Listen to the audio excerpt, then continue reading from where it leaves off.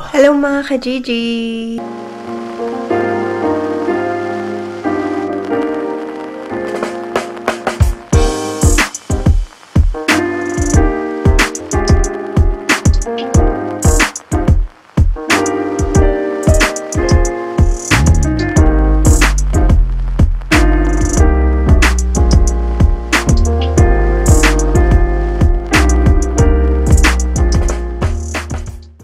Siguro nagtataka kayo kung bakit wala kaming upload ng 2 days.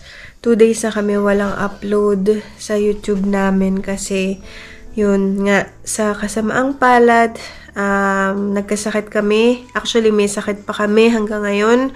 Una kasi last week nagkasakit si Keng tsaka si Ziki. Tapos, ngayon naman ang nagkasakit is ako, tapos si Ziki ulit. Tapos ngayon, nahawa na ulit sa amin si Keng. So, parang hindi ko rin alam mga ka-Gigi kung sa weather ba o sa sobrang pagod sa work. Parang natataka lang ako kasi linggo-linggo kaming may sakit. Pero thank God wala naman kaming fever, wala kaming lagnat. Ano lang namin is meron kaming ubo, sipon. Tapos, ako, masakit yung ulo ko sobra. Tapos, ang bigat ng katawan ko, ang sakit ng mga kasukasuan ko. Tapos, ganun din si Keng, masakit din yung, lalamunan niya. Tapos, grabe rin yung ubo niya hanggang ngayon. Pero, ang dali namin magkasakit mga ka-Gigi, hindi ko rin alam kung bakit. Ayun, so, hindi kami nakapasok sa work. Hindi rin nakapasok si Ziki sa daycare. Nandito lang kami sa bahay, nagpapahinga. Mahirap mga ka-Gigi kapag lahat kami merong sakit. Kasi syempre, lahat kami masama pakiramdam. Nung isang araw, nagpahilot ako kay Sayan, dun sa kaibigan namin. Kasi naghihilot siya, yung talagang hilot mga ka-Gigi, hindi massage, hilot. So, hinilot niya ako. Tapos, ang sabi niya sa akin is nabinat daw ako, mga ka-Gigi. So, may binat daw ako kasi ang nararamdaman ko is merong pumipitik or kumikirot dito sa right na sa likod ng tenga ko, mga ka-Gigi. So, natakot ako, mga ka-Gigi, kasi ang sakit nung ganito ko. Tapos, sabi ko, bakit ganun? Ang sakit nung ganito ko. Sabi niya nga, nabinat ako, may binat ako. Tapos, pagkapa niya sa likod ko, sobrang dami kong lamig. Sabi niya sa akin, pagkatapos niya ako hilutin, kumain ako, tapos uminom akong gamot, magpahinga ako, wag ako gumalaw. As in, magpahinga mga ka-Gigi. Sabi niya, yung mga gawaing bahay, sabi niya, pwede naman yun ipagpabukas, pero ngayon kailangan mo talaga magpahinga. So, ginawa ko yun mga ka-Gigi, nagpahinga ako. Tapos, si Keng muna yung nagtatrabaho dito sa bahay. Siya muna yung nag-aalaga sa amin ni Ziki, kasi nga pares kami may sakit ni Ziki.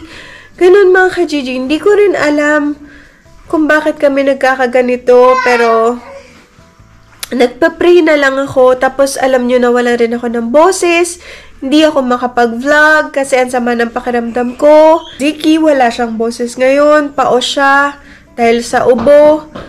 Ganun mga ka-Gigi, kaya sobrang malungkot ako sa nangyayari sa amin ngayon kasi dahil may sakit kami. Ang hirap kahit gusto kong gumalaw, kahit gusto kong maglinis. Wala mga ka-Gigi, hindi ko kakayanin kasi kailangan ko magpahinga, kailangan ko magpalakas dahil kasi merong trabaho na nag-iintay sa akin. Pinilit ko lang talaga mag-vlog ngayon mga ka-Gigi kasi, syempre, gusto ko kayong i-update dahil 2 days na wala kaming upload. So, yun yung dahilan kung bakit wala kaming vlog. Dahil nga meron kaming sakit sa kasalukuyan. At sana mga ka-Gigi, hinihingi ko yung tulong nyo na pag-pray kami na sana gumaling na kami at hindi na magkasakit. Kasi, linggo-linggo na kaming may sakit mga ka-Gigi. Kasi malamig na rin dito ngayon. So, hindi ko alam kung bakit sobrang dali namin magkasakit talaga. Pero sana ipagdasal nyo kami. Sana tulungan nyo kaming magdasal na sana gumaling kami. Yan, mga ka-Gigi. Na-miss ko kayong lahat. Na-miss namin kayong lahat. Kaya ko ginagawa tong vlog na to para at least meron kayong idea kung bakit kami walang upload. So mga ka-Gigi, ito yung mga iniinom namin gamot ngayon. Ito kay Keng, ito sa akin, ito kay Ziki. Yan, so, itong mga to is ito ibuprofen. Ito sa akin is paracetamol. Tas kay Ziki is paracetamol din. So, iba-iba kami ng gamot mga ka-Gigi kasi si Keng, ang kaya niya lang inumin is 600 milligrams. Kasi ano siya mga ka-Gigi, ano lang yung tolerance niya sa gamot. So, kapag mataas na dosage, hindi niya na kaya na sumasama yung tiyan niya. Kaya, 600 milligrams lang yung iniinom niya. Yung akin mga ka-Gigi, ang iniinom ko is 1,000 milligrams or 1 gram yung iniinom ko. And, mataas yung dosage nung sa akin mga ka-Gigi. Tapos kay Ziki, syempre pambata, yung pang toddler na paracetamol. Ayan mga ka-Gigi, ito yung mga iniinom naming gamot. Tapos, ito si Ziki. Masigla pa rin siya kahit na meron siyang sakit. Tapos, ito yung weather sa labas. Mga ka-Gigi, sunny day ngayon. Maganda kahit papano yung araw ngayon. Pero malamig, mga ka-Gigi. Pero okay naman. Yan. Hindi kami nakakalabas for the past days dahil nga, yun, meron kaming sakit. Yan, so nakikita nyo, wala ng mga dahon sa puno, kalbo na lahat ng puno. Ayun na lahat sa floor. Ayun na lahat sa floor. Yan. So, ganyan lang yung weather natin ngayon. Ang ganda ng araw ngayon, mga ka-Gigi. Tapos, yung food namin, buti, nakakapagluto si King, kahit papano, meron kaming food. Pero ngayon, since masama na rin pakiramdam niya, di na rin siya makagalaw, di rin ako masyadong makagalaw. Ang hirap mga ka-Gigi kapag lahat kayo may sakit, ganun. Kaya sobrang hirap ng kalagayan namin ngayon. Kaya sana pag-pray nyo kami na sana gumaling na kami. Tapos ito mga ka-Gigi, bumili pala ako, nag-order ako sa online. Online ito. Yan yung para siyang blood pressure. Yan, monitor. Pag-check ng blood pressure, ilalagay mo lang siya sa wrist. Tapos meron na siyang lagayan. Kaya lang, problema wala kaming battery. Kasi di battery to eh. Kailangan natin siya lagyan ng battery. Kaya hindi pa namin magamit. Ngayon, yan. So, hindi ko rin alam kasi mamaya mataas na pala yung blood pressure namin. Ganon, di namin alam. Kaya, kailangan rin namin ma-check. Kaya, napaka-importante rin itong blood pressure monitor para malaman mo kung mataas yung BP mo o hindi. Yan mga ka-Gigi. Kaya lang kasi wala nga kaming battery. Ganito yung battery niya. Siya? AAA. Tapos, ilalagay mo lang siya sa wrist mga ka-Gigi. Magandang klase ito eh. Hindi mo na kailangan ng parang yun tulad sa atin dati na manual na pangkuha ng BP. Ito, lang siya. Lalagay mo lang siya dito. Sa pinaka-wrist mo. Yan. Ganyan lang. Ganyan mga ka-Gigi. Tapos, ilalak mo lang siyang ganun. Yan. Tapos, yan. Ganyan siya. Tapos mga ka-Gigi, sobrang nilalamig kami parehas ni Keng. Tapos nakalimutan ko pala sa inyo sabihin, wala akong panglasa. Hindi ko nalalasahan yung mga pagkain ko. Wala rin akong pang-amoy, syempre. Kaya sobrang hirap. Kaya medyo wala rin akong gana kumain kasi hindi ko nga nalalasahan yung pagkain ko. Ganun ka. Ano yung sitwasyon namin ngayon mga ka-Gigi. Hindi ko rin alam kung may COVID ba kami o ano ba to. Hindi pa kami nakapag-test ng COVID test kasi hindi nga kami makalabas. Pero tumawag na ako sa health center, mga ka-Gigi, kasi ganun dito, kailangan mo muna tumawag. Hindi ka pwede basta-basta pumunta ng health center nang meron kang flu, symptoms. Kaya tumawag muna ako, tapos iniintay ko na lang yung callback nila kasi siguro ang dami nga rin nagkakasakit, kaya busy yung line nila. Pero syempre mga ka-Gigi, depende pa rin yun kung kunwari, masama na talaga yung pakiramdam mo o kailangan mo na emergency. Syempre, ibang case na yun, is ibang usapan na yun. Kailangan mo na talaga tumawag na emergency.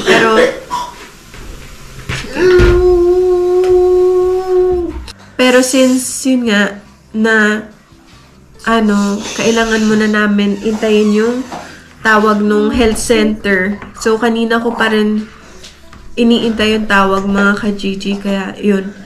Ika na, inom na tayo. Kainom ko lang, babe. Uminom ka na? So, ito si Keng mga ka-Gigi. Meron kaming sakit. Nag-a-update lang kami sa inyo kasi 2 days na kami walang upload. Pero ayan, masama pakiramdam niya. Ginaw rin siya.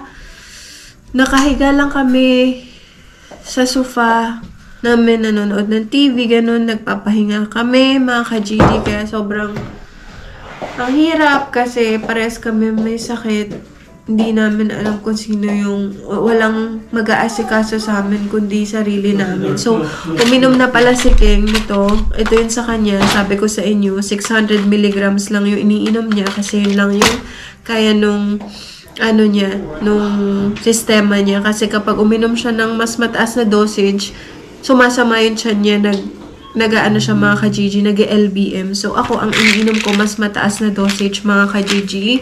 Kasi yun yung parang, yun yung kaya nung system ko.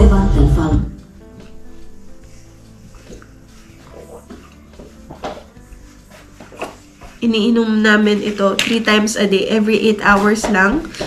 Yung sabi nung nurse sa amin na pwede inumin itong mga gamot na to. Ayun. Tapos, sabi rin ni Kuya Mark, kasi si Kuya Mark, yung brother-in-law ko, yung kapatid ni Keng, nurse din siya. So, sabi niya, kapag ka daw nasana yung katawan mo na mataas yung dosage, sa mga susunod daw in the future, pag uminom ka ng mas mababang dosage, parang baka hindi na gumana sa'yo yung mas mababang dosage. Kaya sabi niya, hindi rin parang advisable na uminom ng mataas na dosage. Pero since talagang grabe sakit ng ulo ko ngayon, ang sama ng pakiramdam ko, kaya gusto ko talaga uminom ng mas mataas na dosage mga ka-Gigi. Tapos pinipilit rin namin uminom ng maraming tubig. Kasi syempre yun nga, kailangan namin lumakas. Umiinom rin kaming vitamins. Yun, so sobrang hirap mga ka-Gigi, as in sobrang hirap. Tapos mamaya-maya gagawa ako ng tea, inumin namin mga ka-Gigi. Ang ginagawa ko is hot water, tapos lemon, tas honey. Yun yung advice rin sa akin nung nurse nung last na tawag ko. Kasi mga ka-Gigi, sabi ko sa inyo, every week may sakit kami, kaya tawag kami ng tawag sa health center. Sobrang hindi ko alam kung ano nangyayari sa amin. Talaga, hindi ko. As in, grabe. Hindi ko alam. Hindi ko talaga masabi kung bakit. Pero, ayun, medyo sa totoo lang natatakot ako kasi bakit naiisip ko kung ano-ano naiisip ko, na ina-atake ako ng anxiety. Ng anxiety na baka kung ano na mangyayari sa amin dahil linggo-linggo kami may sakit, ganun. Pero mga ka-Gigi, syempre, di ako pwede magpatalo sa anxiety ko. Kailangan kong maging malakas para kay Keng tsaka kay Ziki. Kaya yun, pag-pray nyo sana kami mga ka-Gigi niya. Sana gumaling kami at para makapag-vlog na kami. Kasi hindi ko alam after nito kung kailan ulit ako makakapag-vlog. Siyempre gusto ko meron kaming upload everyday para meron kayong mapanood. Alam ko, inaabangan nyo yung vlog namin sa mga solid ka-Gigi natin dyan. Thank you sa mga nagme-message na kung nagtatanong, naghahanap ng vlog namin. Bakit daw wala kaming vlog? Thank you sa inyong lahat. At yun nga, after nung birthday ko, ayun, nagkasakit naman ako. Pero okay lang yun, ganun talaga, parte ng buhay yun. So gusto ko magpasalamat sa lahat ng bumati sa akin nung birthday ko. Maraming salamat sa mga birthday greetings nyo sa akin.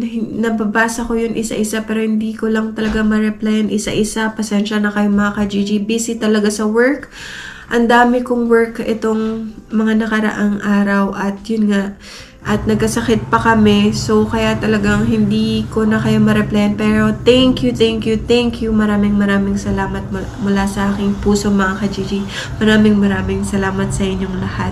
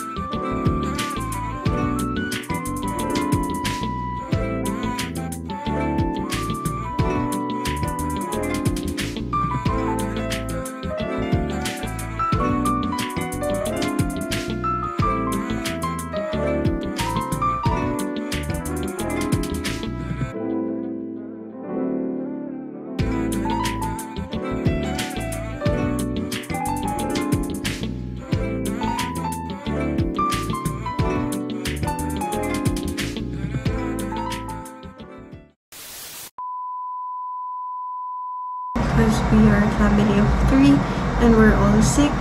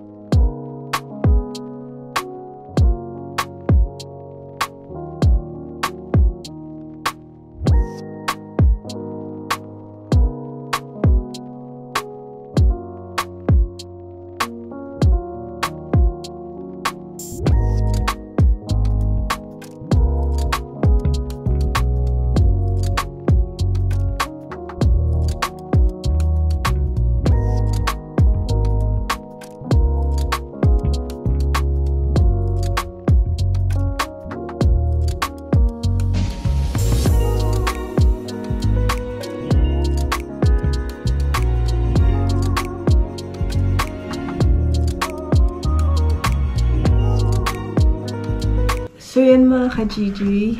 And so, kakakausap ko lang dun sa healthcare center, dun sa nurse. Tinawagan na ako kasi nag-iwan ako ng callback request. Kasi ganun dito mga ka-Gigi. Kapag ka masyadong busy yung line, pwede mo kang mag-iwan ng callback. Yan. So, nag-callback na sila. Tapos yung nga sabi sa amin na kailangan namin magpa-check up. Sabi, baka daw ako, kasi yung symptoms ko is nawalan ako ng panglasa. So, sabi nila baka daw COVID. So, sabi ko, feeling ko nga rin baka COVID. So, sabi niya kung nag-test na daw ako. Sabi ko, hindi, kasi wala naman ako nung pang-test, mga ka-Gigi. Pero sabi niya, yung parang gamot dun sa COVID is same lang as flu. Pag meron kang flu, ganun. So, ayun mga ka-Gigi, ganun yung sabi sa amin ng nurse. So, kailangan naman magpa-check up bukas, malaman kung ano talaga, kung bakit ganito, kung bakit masama pakiramdam namin. Pero at least nakatawag na, nakausap ko na yung nurse. Tapos ito, gagawa ako ng, namin yung sinasabi ko sa inyong tea. Meron ako ditong hot water. Tapos ginagawa ko is nilalagyan ko lang siya ng totoong lemon. Yan. So, nahugasan ko na to mga ka-Gigi. Tapos, sinulog ko lang siya doon sa hot water. Yan. Tapos, maglalagay lang ako ng additional na ito mga ka-Gigi is lemon juice. Yan. So, ganito yung bottle niya. Ganyan siya. Lemon juice. Tapos, ito mga ka-Gigi is bigay sa amin ni Ate Inday tsaka ni Kuya Dudong galing Estonia. Ito to, pure honey. Kaya maganda to. So, pure honey siya mga ka-Gigi. So, maglagay lang tayo ng honey. Tapos, medyo, ang ginagawa ko is pinipiga ko yung pinaka-lemon para yung katas niya sumama dun sa pinaka-water. Kaya, ito lang yung iniinom namin mga ka-Gigi.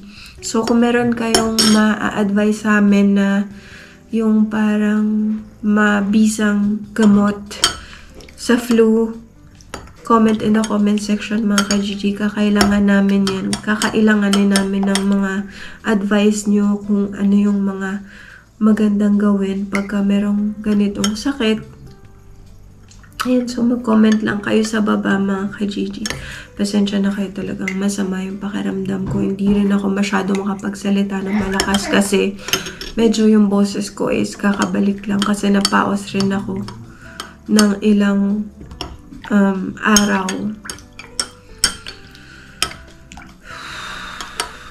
Grabe mga ka-Gigi. Grabe yung nangyayari sa amin ngayon.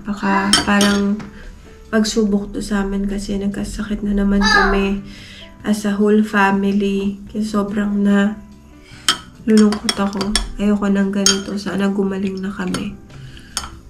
Yan. Tapos sobrang lamig pa dito ngayon. Kaya parang lalo nakakalungkot kasi ang bilis ng lumubog ng araw, mamaya-maya mga ka-Gigi, wala ng araw. Ganun kabilis. As in, hapon pa lang, pero madilim na. Kaya nakakalungkot. As ang tagal rin niya. Ang tagal na rin mag-sunrise. Kaya sobrang nakakalungkot. Tapos pala mga ka-Gigi dito, bumalik na yung oras. Umatras na. So, sa mga taga-Pilipinas, ang advance nyo sa amin na Finland is 6 hours plus 6 hours. So 6 hours na yung natin, pagitan mga ka-Gigi. Kaya ayun na, ibig sabihin nun, umatras yung oras namin dito. Ibig sabihin nun is mag-winter na mga ka-Gigi. Tapos nakita ko rin sa weather forecast na magsusnow na rin dito soon. So, talagang, ayan na, talagang malamig na talaga mga ka-Gigi. Tsaka, sinabi rin yung nurse sa akin kanina, yung nakausap ko na talagang merong ongoing na flu dito. May COVID, ganun. Kaya sobrang, uso panahon dito ngayon mga ka-Gigi. Kaya siguro natamaan rin kami sa kasamaang palad. Yan ang nangyari sa aming pamilya. Kaya sana, sabay-sabay tayo mag-pray mga ka-Gigi. Sana gumaling na kami. At sa mga may sakit, sana gumaling na tayong lahat. Yan. So, magpalakas tayo. Magpalakas tayong lahat.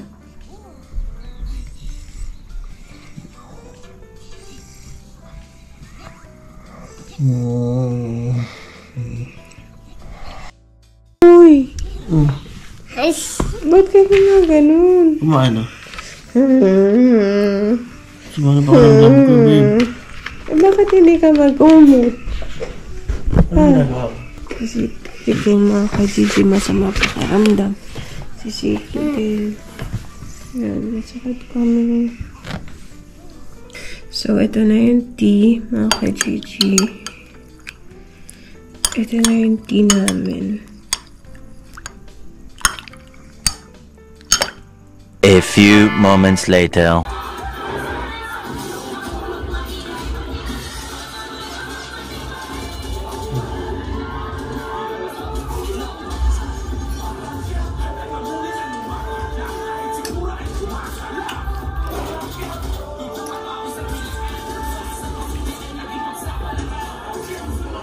Nalalasa mo? Hindi.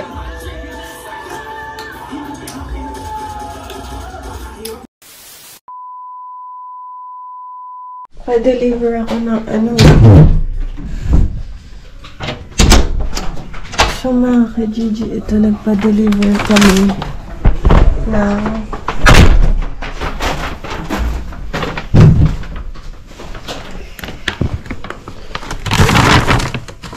Ayan, nagpa-deliver.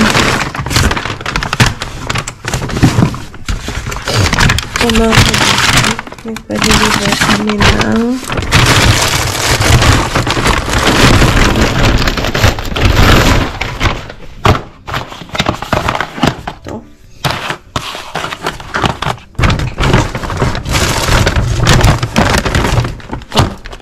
COVID test. Kailangan namin to, sabi ng nurse. So, basahin natin paano to.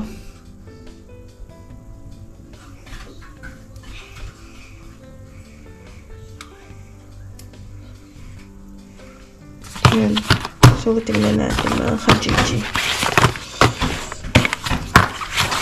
Babe.